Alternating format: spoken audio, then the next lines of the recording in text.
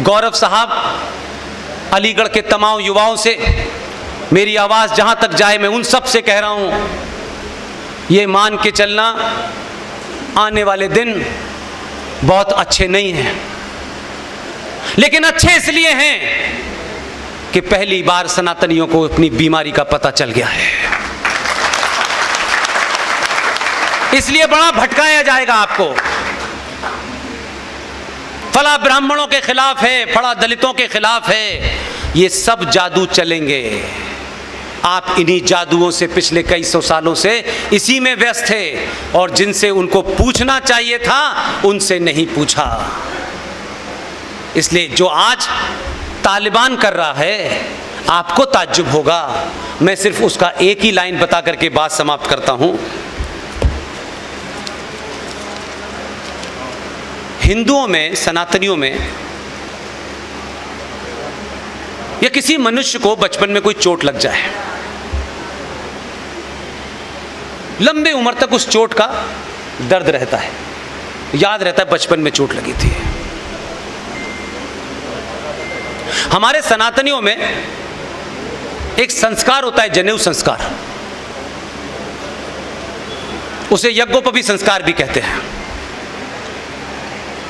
और वो ये होता है कि माँ की गोद में जब बच्चा खेलता है, बड़ा होता है, पढ़ने लिखने लायक जाने वाला होता है, तब उसका एक यज्ञोपवीत संस्कार होता है जिसमें जनेऊ पहनाया जाता है। वो पूरा उसका विधि विधान है, उसके श्लोक हैं। और उसके बाद में उस बच्चे को जब वो पढ़ने जाने होता है, तब ये कहा जाता है कि जब तक तेरे शरीर में ये जो जनेऊ है, तब तक जितनी भी महिलाएं हैं, वो छोटी हो बड़ी हो, या तो तेरी बहन है या तेरी माँ है। और उसके बाद वो गुरुकुल जाता है पढ़ने, और जब तक तेरा ब्याह ना हो जाए तब तक तुझे ब्रह्मचर्य का पालन करना है। यह यज्ञोपवीत संस्कार कुछ इस तरह शुरू हुआ। बदकिस्मती देखिए, 6-7 साल की उम्र में सनातनियों में जो संस्कार होता है, पड़ोसियों के यहां भी एक दूसरा संस्कार होता है। वो संस्कार दो बातों पे चुनौती देता हूं। मुझे किसने बनाया? भगवान ने बनाया है। मेरी मर्जी से मेरी आंख कहां है, मेरी नाक कहां है, ये मैं नहीं चाहता। पूरी दुनिया में उसी ने तय किया है आपकी आंख कहां होगी, कान कहां होगा, नाक कहां होगा। कुछ कारणों से कोई एकाध बार कोई खराब हो जाता हो, लेकिन मैं ये मानता हूं कि जिसने मुझे पैदा किया है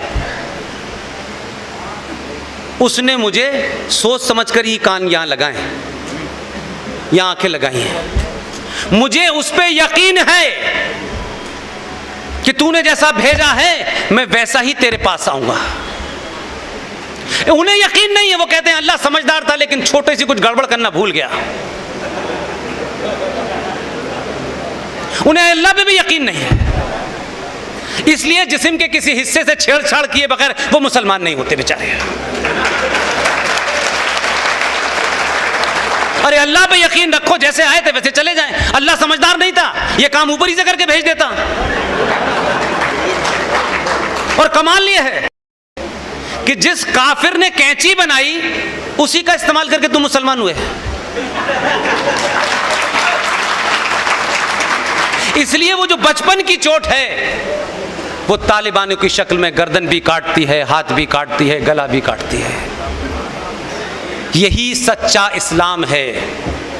पूरी दुनिया में अगर सच्चा इस्लाम है तो इस समय अफगानिस्तान में है। जिन्हें हम सनातनियों से डर लग रहा था वो सच्चे इस्लाम के मुल्क में जा सकते हैं बिना वीज़ा के।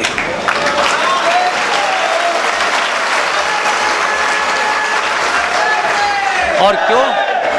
अंतिम बात इसलिए कह रहा हूं कि जब जब भी किसी सभा में मुझे पगड़ी पहने हुए अगर एक भी सरदार दिखता है तो मैं सार्वजनिक मंच से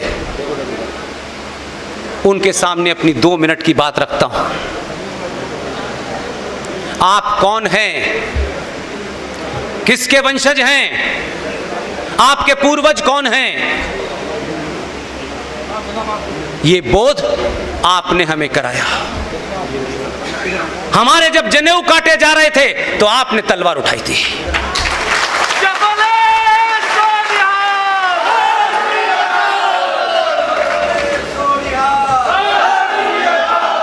इसलिए किसी राजनीतिक दल ने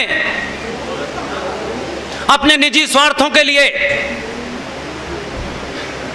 देश के बड़े मंच से बैठ करके प्रधानमंत्री ने यह कहा कि जब कोई पेड़ हिलता है तो धरती थोड़ी बहुत हिल जाती है।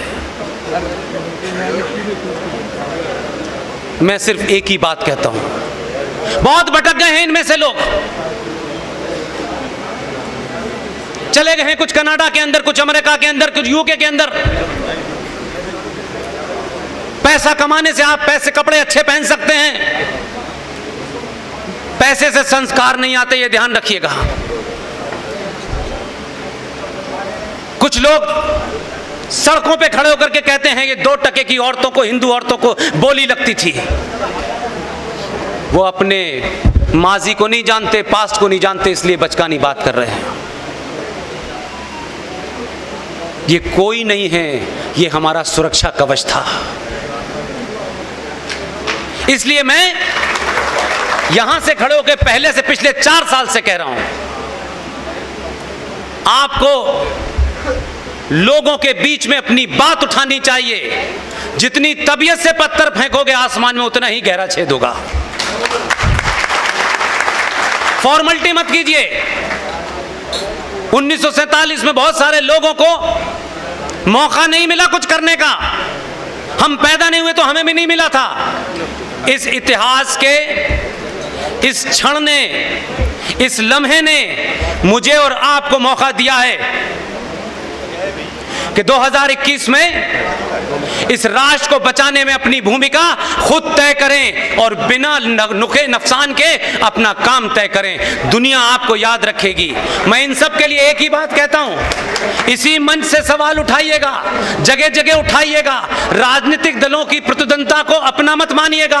राजनीतिक दल लड़ते हैं, चुनाव जीतते हैं, हारते हैं, वो एक अलग विषय है। लेकिन उनसे 5 करोड़ 10 करोड़ लोग राजनीति करते होंगे, लेकिन 90 करोड़ लोग आपसी संबंध, आपसी भाईचारे में रहते हैं, अपनों के बीच में रहते हैं। इसलिए फूल लगाने वाले चचा, जिनको कोई याद नहीं रखना चाहता था, खामखा इस देश के बच्चों पे अत्याचार कर दिया। जिस दिन वो पैदा हुए उन्होंने कहा नहीं इसी दिन बाल दिवस मनाओ। बच्चों से उनका क्या लेना देना था? उनका तो ज्यादातर बच्चियों की अम्मियों से होता था लेना देना, बच्चों से क्या लेना देना था? खामखा इस हमारे देश के ऊपर एक मूर्ख राज नाम के, एक चाटुकार नाम के आदमी को, जो ट्रांसफर ऑफ पावर के माध्यम से सत्ता में आया था, जिस पटेल को 14 वोट मिले थे, जिसे एक भी वोट नहीं मिला था, वो चाटुकारिता से देश का पहला गुलाम भारत का प्रधानमंत्री बन गया।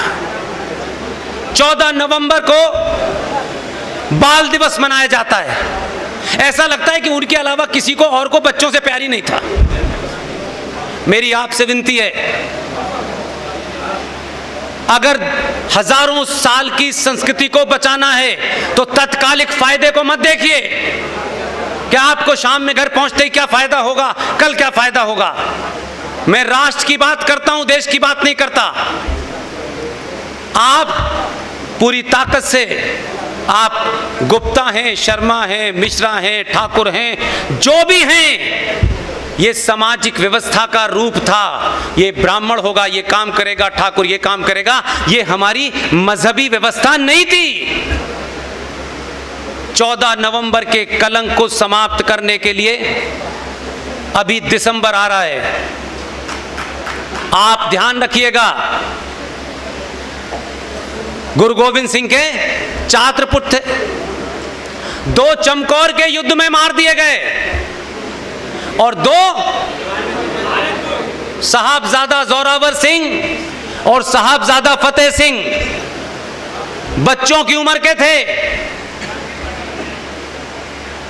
उस वक्त के इस्लामिक राजा के हुक्म पे कहा गया कि इस्लाम कबूल कर लो। 9 साल के उस बच्चे ने इस्लामिक आतंकी के उस सिपह सालार से कहा, वाहे गुरु के अलावा किसी को नहीं मानता।